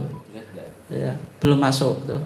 Tapi yang menjadi problem ketika semacam itu apakah sholat atau sholat atau sholat apa mboten tuh? tidak, itu kan yang menjadi kajian, dan termasuk kondisi wanitanya bagaimana kan itu. Tapi kalau dilihat dari kriteria nifas itu sebenarnya kok bukan itu. Itu sementara Bu, nanti saya perlu untuk kajian lebih dalam. Ini kan termasuk apa kajian semacam ini pentingnya di sini loh. Dan saya menggunakan kaidah kalau kriteria kelahiran dalam pandangan syar'i belum memenuhi, cuma yang menjadi masalah bagaimana status darahnya gitu. Oke. Yang lainnya? Ya, nanti. Assalamualaikum warahmatullahi wabarakatuh. Ustaz, saya ingin menanyakan lagi tentang akikoh. Sebenarnya hukum akikoh itu apa? Karena yang saya dengarkan dari tadi itu kalau misalnya hukum haji kan haji bagi yang mampu, tapi akikoh ini hukumnya sebenarnya apa? Kan kalau misalnya gini, misalnya kita tidak diakikoi dulu gitu, terus sekarang kita rezeki kan lebih mengutamakan kita kurban saja daripada mengakikoi diri sendiri gitu. Tapi untuk orang tua yang tidak mengakikoi kita dulu, itu apakah berdosa atau gimana? Terkait dengan tadi yang saya lihat anak yang lahir itu tergade gitu. Istilahnya kan kalau akikoh, kalau dalam bahan saya itu menebus. Nah kalau itu ternyata tidak tertebus, itu pripun hukumnya? Terima kasih Ustaz. Ya. Sampai meninggal lagi tebus. Berarti tergade terus. Oke. Hukum akikah itu apa gitu? Hukum akikah itu apa? Saya jelaskan dulu. Pandangan jumhur ulama termasuk mazhab Syafi'i dan mazhab Hambali dan juga majelis tarjih. Hukum akikah itu sunnah muakkadah, sunnah yang ditekankan, sunnah yang mendekati apa? Wajib. Sunnah yang mendekati apa? Wajib. Makanya tadi kalau bisa, kalau mampu, nggak usah pelit-pelit Bu. Ini yang penting. Kadang orang tua pelit tuh. Anak saya laki-laki, saya harus keluar 5 juta. Tapi yang menjadi masalah karena anak ini nggak diakikoi, mungkin nanti kalau besar nanti nakal itu, suka minum dan seterusnya, uang habis lebih dari 5 juta Bu. Kalau anak suka minum itu, atau suka yang nggak jelas itu ya. Misalnya judi online ya, berapa itu? Dengan uangnya habis daripada sekedar 5 juta itu. Sehingga kalau mampu ya akikoh, meskipun hanya sunnah muakkadah, tidak menyebabkan kalau jenengan tinggal itu berdosa gitu. Itu menurut jumhur ulama. Kalau menurut mazhab Dohiri Bu, kuwi mazhab Dohiri. Sementing saya jelasin, mazhab Dohiri itu mazhab sing literal Bu, yang dulu ada di Andalusia. Andalusia itu di Spanyol ya, di Spanyol ya. Dulu Islam kan sampai Spanyol itu. Ada imamnya namanya Al-Imam Muhammad Ibn Hazm. Dia punya pandangan hukum akikah itu wajib. Kenapa kok wajib? Karena tadi kullu gulamin murtahanun bi aqiqati, setiap anak itu tergade dengan akikahnya. Tadi guyonan jenengan Bu. Berarti menurut saya akikah itu wajib. Kenapa? Karena gadian itu harus ditebus. Berarti kalau nggak pernah diakikoi ya tergade terus. Untung malaikatnya tidak menyita nyita sertifikatnya jenengan, jadi masalah itu. Ini anaknya jenengan nggak diakikoi, maka malaikat mengutus utusan untuk apa? Untuk menyita barang yang jenengan miliki. Ini jadi masalah itu. Itu menurut apa? Mazhab Zahiri. Tapi pandangan mazhab Zahiri itu terbantah karena dalam satu hadis Nabi bersabda, idza arada ahadukum ayyan suka. Kalau seseorang di antara kamu mau menyembelih untuk baginya. Kalau seseorang di antara kamu arada itu apa? Mau, punya kehendak.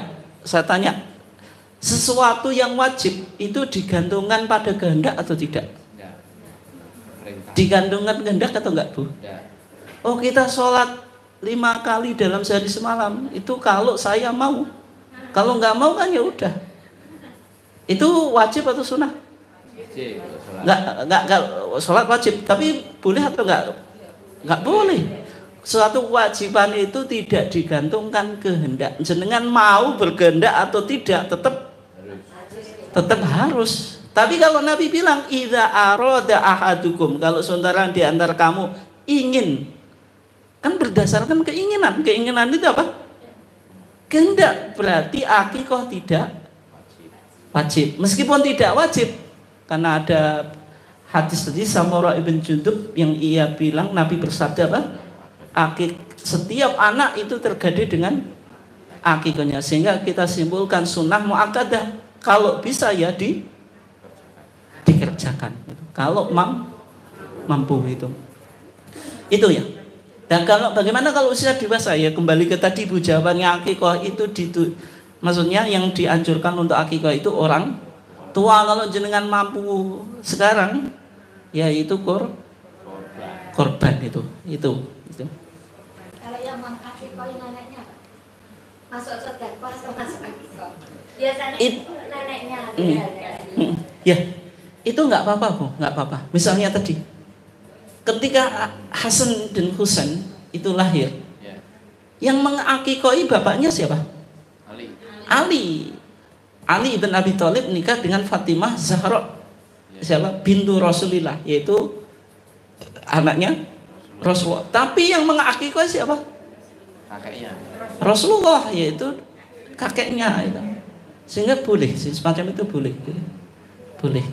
Kalau misalnya yang mampu kakeknya, yang kakeknya yang mengakikoi tidak apa-apa gitu. Oke. Terus nasib yang tidak berakikah Kita masih di kejadian. Nggak usah dipertegas Bu, sani kasihan jenengan masih dalam pergadian, nggak pernah ditebus. Temennya banyak kok. Temennya banyak Bu.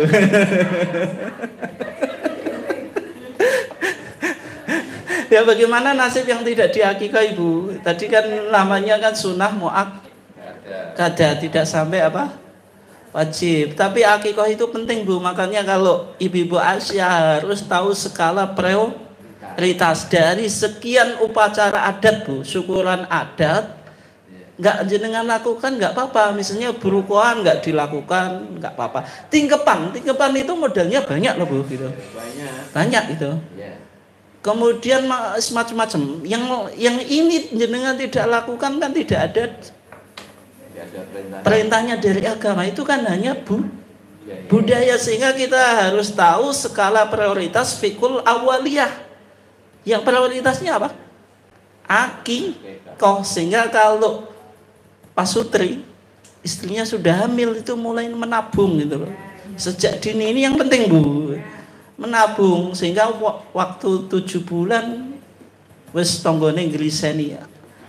Ibu bojomu apa wetenge wis gede, ndang ditingkepi wis. Jenengan enggak usah dengarkan, enggak apa-apa gitu. Uangnya ditabung sehingga nanti kalau hari ke-7 bisa beli kambing. Itu yang penting untuk kita apa? Pahami, sehingga kita tahu mana yang prioritas, mana yang tidak. Takutnya uang kita habis padahal yang kita lakukan itu bukan perintah agama. Meskipun syukuran boleh-boleh saja Bu, tapi kan syukuran kalau perintah agama itu nilainya lebih ibadah dan juga berbagi atau bersedekah. Itu Bu ya. Oke, mungkin itu. Monggo. Assalamualaikum warahmatullahi wabarakatuh. Ustadz, saya mau tanya terkait dengan haid. Pada saat ini mungkin dengan adanya alat kontrasepsi ternyata banyak ibu-ibu yang bermasalah tentang siklus haid. Nah, di sini contoh mungkin yang terjadi ibu-ibu biasanya dalam memakai alat kontrasepsi teknik itu biasanya kita 3 bulan itu enggak haid. Kemudian habis itu kita haid itu sampai hitungannya sampai 1 bulan. 1 bulan itu termasuk hari-hari haid atau tidak? Kemudian atau biasa seperti ini, misal kita biasa haid itu 7 hari, tapi karena 3 bulan itu enggak haid, 7 hari kita haid, kemudian suci hari itu haid lagi 2 hari, habis itu suci lagi, habis itu keluar bisa. Apakah itu terhitung haid apa tidak? Terima kasih. Assalamualaikum warahmatullahi wabarakatuh. Ya Bu, kalau wanita ikut program KB itu memang memperhambat siklus keluarnya apa? Haid itu. Dan juga kadang-kadang sengaja Bu, mumpung apa? Ramadan, maka supaya pingin full puasa 1 bulan, minum pil penyegah haid. Itu pilnya apa Pak namanya? Iya kan? Atau juga yang waktu haji gitu. Karena syaratnya tawaf itu kan harus suci. Tawaf itu sama dengan sholat, hanya saja bedanya apa? Boleh ngomong gitu. Maksudnya apa? Disyaratkan suci gitu. Nah, kalau wanita ikut program KB, kemudian ada permasalahan dalam siklus darah haidnya menjadi tidak normal. Menurut ibu-ibunya tadi pengalamannya 3 bulan enggak haid. Setelah itu keluar darah haid, tapi ngerusak darah yang sebelumnya itu. Keluar darah 1 bulan. Bagaimana itu? Yang 3 bulan karena tidak ada darah Bu, berarti jenengan tetap sholat, tetap apa? Tetap puasa gitu. Maksudnya kalau pas jatuh di bulan Ramadan ya puasa. Maksudnya jenengan katohiro sebagai wanita suci. Nah terus sekarang ketika sudah keluar darah haid itu yang dijadikan patokan Bu, menurut kebiasaan jenengan sebelumnya. Karena wanita itu ada yang jenengan itu sudah disebut mu'tadah Pak Bu. Mu'tadah itu apa? Wanita yang sudah punya kebiasaan haid. Waktu keluar darah haidnya sudah ia ketahui. Itu disebut apa? Mu'tadah itu. Dan jenengan sudah berpengalaman mana ini darah haid, mana yang tidak. Karena sejak dulu kan sudah tahu kan darah haid itu warnanya apa? Kata Nabi, fa innahu aswad yu'rafu. Darah haid itu warnanya hitam sebagaimana yang kau sudah ketahui. Maksudnya para wanita sudah tahu gitu. Bagaimana apa? Karakteristik darah haid itu sudah jenengan apa? Ketahui gitu. Yang semacam itu jenengan berpatokan pada kebiasaan. Berarti yang melebihi kebiasaan dihukumi istihadah. Itu Bu ya. Berarti kalau misalnya jenengan tadi bilang 7 hari, ya berarti 7 hari ini di awal bulan atau di akhir bulan atau di tengah bulan kan sudah tahu kan? Gitu.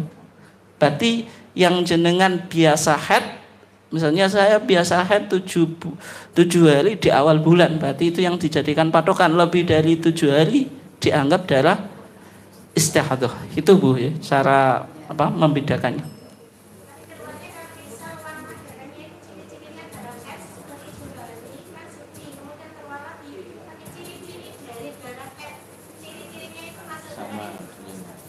Ya, gini Bu, itu ada 2 pandangan Bu, ada 2 pandangannya. Satu pandangan karena adat itu kebiasaannya, itu sudah di luar kebiasaannya, ya berarti tidak dihukumi haid, meskipun darah itu masih memiliki sifat atau karakteristik kayak darah haid. Kalau Pak sejauh ini Bu, ini yang saya anggap paling kuat pandangannya. Sebagian ulama Bu bilang, selama wanita itu tahu betul-betul ciri darah haid, selama darah yang ia keluarkan itu memiliki bentuk darah haid, berarti ya tetap dihukumi haid meskipun keluar dari kebiasaan gitu. Itu. Tapi dari 2 pandangan ini Bu, yang saya kaji lebih kuat itu berpatokan pada kebiasaan. Pada apa? Kebiasaan.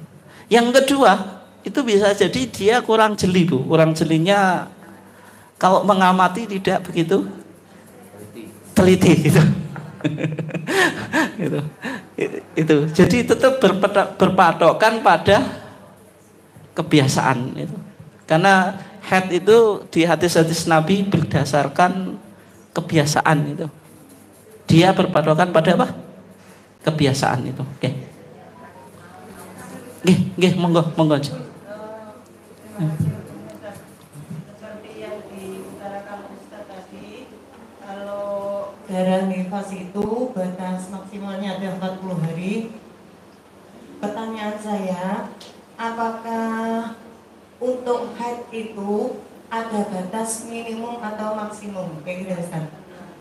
Kadang-kala kalau saya temui itu anak-anak kadang ada yang haidnya lebih dari, atau saya pernah membaca Ustaz, ada yang mengatakan kalau maksimal itu 15 hari, itu betul atau bagaimana? Menurut tarjih Muhammadiyah atau bagaimana Ustaz? Sebentar Ustaz, ini mungkin ya, untuk pertanyaan ya, karena habis ini masih ada kegiatan internal kita terkait kunjungan. Karena ini menurut saya perlu saya sampaikan, karena seringkali kita itu melupakan hal ini. Jadi ketika darah nifas itu lahir karena melahirkan, itu artinya sudah gugur kewajiban untuk sholat, puasa nih. Bagaimana ketika kita dalam fase melahirkan, pembukaan 1, 2 dan seterusnya, yang saat itu sudah keluar darah dan kondisi ibu baik fisik maupun psikis itu luar biasa. Dan masing-masing orang itu punya fase yang berbeda-beda. Untuk sampai melahirkan ada yang setengah hari, 1,5 hari, bahkan 2 hari ada. Masing-masing orang punya fase yang berbeda-beda. Apakah dalam kondisi ini sudah keluar darah, kemudian kondisi kesakitan, psikisnya juga otomatis akan berpengaruh. Apakah juga masih ada kewajiban untuk sholat? Terus bagaimana ini? Karena kita itu juga menemui itu di lapangan. Ketika kita kunjungan di ruang bersalin, rasanya melihat ibu yang puasa melahirkan saja itu mau sholat itu sudah ada. Terima kasih Ustaz, mohon pencerahannya. Ya. Nggih. Untuk darah itu Bu, memang butuh pembahasan urut dan terperinci, karena butuh mungkin di waktu yang lain kalau bisa gitu. Nah, makanya saya jawab singkat Bu. Makanya saya tidak masukkan ke topik kita. Karena nanti kalau kita bicara haid, nifas, istihadah, itu pembahasannya cukup panjang gitu. Yang jenengan simpulkan tadi Bu, masa haid dan suci ini menurut mazhab Syafi'i. Secara umum ya kita pandangannya karena hidup di Indonesia Bu, mazhabnya apa? Syafi'i. Ini yang sering disampaikan di masyarakat, minimal sehari semalam, maksimal 15 hari. Maksimal 15 hari. Untuk haid. Adat atau kebiasaan, maksudnya yang normalnya wanita 6 atau 7 hari. Paling sedikit suci 15 hari. Ini pandangan mazhab Syafi'i. Tapi kalau di tarjih Muhammadiyah Bu ya, memang agak berbeda. Kalau di tarjih itu berpatokan pada kebiasaan. Makanya kalau saya tadi menjelaskan haid itu semuanya dikembalikan kebiasaan. Sehingga kebiasaan ini penting untuk jenengan jadikan patokan, karena al-adah muhakkamah, kebiasaan, tradisi itu bisa dijadikan sumber ketika dalil tidak menjelaskan secara spesifik. Jelas Bu ya? Sehingga tadi normalnya wanita haid itu 6 atau 7 hari. Mulai jenengan menginjak usia balik gitu. Jenengan pertama kali itu disebut mubtadi'ah Bu. Wanita baru pertama kali mengalami haid. Itu masih bingung gitu. Belum bisa membedakan darah haid. Kemudian keluarnya juga belum jelas gitu, belum normal. Nah, setelah itu mulai berpengalaman, itu namanya muqtadah, sehingga ini yang jenengan jadikan apa?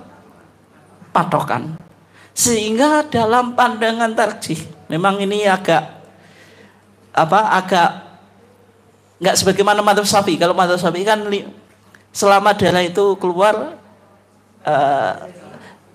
nggak sampai 15 tetap, misalnya lebih dari, misalnya jenengan kebiasaan 7, kok suatu hari keluar pokoknya kalau belum sampai 15 hari ya dianggap haid. Tapi kalau dalam pandangan tarjih, yang penting darah itu keluar di luar kebiasaan, itu sudah dihukumi suci, dan jenengan berarti istikhadah. Kalau istikhadah tadi kalau mau sholat itunya dibersihkan pakai pembalut dan seterusnya begitu ya. Terus wudhu tiap kali sholat, itu saja, berarti tetap menjalankan sholat. Kalau di tarjih semacam itu agak berbeda dengan mazhab Syafi'i ya itu. Oke, jelas ya? Kalau yang melahirkan tadi, ya, yang kedua, fase dalam melahirkan biasanya ada berapa, Bu?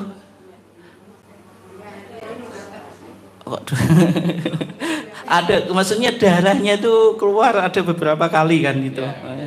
Yang kadang misalnya pembukaan 1, pembukaan 2 gitu, itu kondisi fisik sudah lemah gitu, nyari dan seterusnya itu. Tapi masalahnya bayinya belum keluar atau belum lahir. Itu dihukumi nifas atau tidak? Kembali ke tadi ya. Dalam pandangan ulama, nifas itu akibal wiladah, darah yang keluar setelah melahirkan. Kalau sebelum melahirkan atau waktu melahirkan apakah nifas atau tidak, itu ya perdebatan gitu. Sehingga yang semacam itu, Bu, sebisanya fattaqullaha mastata'tum, bertakwalah kamu kepada Allah sesuai dengan kemampuan. Yang semacam itu memang ada yang mengatakan belum disebut nifas, tapi kondisi fisik sudah lemah, ya sebisa mungkin melakukan sholat itu, sebisa mungkin melakukan sholat itu.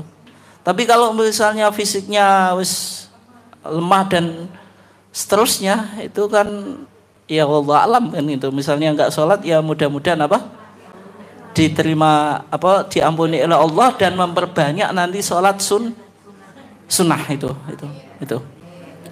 Jadi maksudnya diampuni Allah, amin, dan tadi disusul memperbanyak sholat sunnah ya. Yang semacam itu, Bu, ini kesimpulan kita ya. Karena darahnya itu bayi belum lahir, ya berarti tetap belum nifas itu. Tapi sebisa mungkin untuk menjalankan sholat. Tapi kalau misalnya enggak, karena fisiknya lemah dan seterusnya, ya nanti kalau sudah selesai itu memperbanyak sholat sunnah itu. Mungkin itu, Bu ya. Kurang lebihnya mohon maaf dari saya. Mudah-mudahan yang kita kaji dan kita sampaikan membawa manfaat bagi kita gitu. Ya. Assalamualaikum warahmatullahi wabarakatuh. Terima kasih Ustaz. Bapak sekalian, masih ada satu agenda, mungkin nanti Bu bisa dipercepat terkait tindak lanjut program panjenengan sedaya. Monggo Bu, kami persilakan.